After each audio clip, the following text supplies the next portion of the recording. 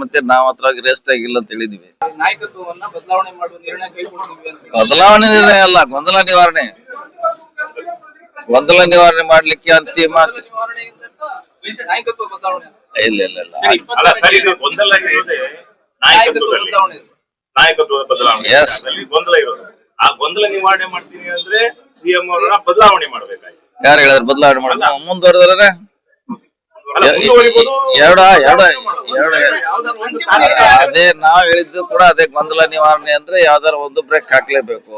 S R no ಅದನ್ನೇ ನಾವು ಹೇಳಿದ್ವಿ. ಉದಾಹರಣೆ ಅದೇ, ನೀವು ಡೈರೆಕ್ಟ್ ಕೇಳ್ತಾರೆ, ನಾವು ಇಂಡೈರೆಕ್ಟ್ ಹೇಳಿದ್ವಿ. ಅದು ಬ್ರೇಕ್ ಹಾಕ್ಲೇಬೇಕಂತ ವಿನಂತಿ ಮಾಡಿದ್ವಿ. ಖರ್ಗೆ ಜಿ ಅವರು ಆದಷ್ಟು ಬೇಗ ಡಿಸಿಷನ್ ಅಂತ ಹೇಳಿದ್ದಾರೆ.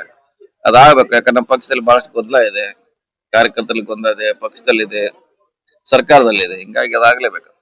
ಗೊಂದಲ ಇರೋದು ವಿದೇಶ ಪ್ರವಾಸಕ್ಕೆ ಹೋದವರಲ್ಲ ಅಥವಾ ಬೇರೆ ಯಾರು?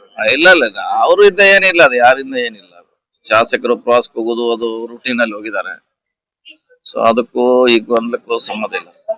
ಇದೇ 26ಕ್ಕೆ ಈಗ ಡೆಲ್ಲಿ ಕೊಡ್ಲಿಕ್ಕೆ ಹೈಕಮಾಂಡ್ ಸಲಹೆ ಕೊಟ್ಟಿದೆ. ಇಲ್ಲ ನಮ್ಗೆ ಇರ್ಬೋದು ಇದ್ರೆ 26 ಕರೆದಾರ ಗೊತ್ತಿಲ್ಲ. ಅವ್ರಿಗೆ ಕರೆದು ಬೇಗ ಬೇಗ ವಿಚಾರ ಮಾಡೋದು ಒಳ್ಳೇದಂತ ಪಕ್ಷದ ಹಿತದೃಷ್ಟಿ.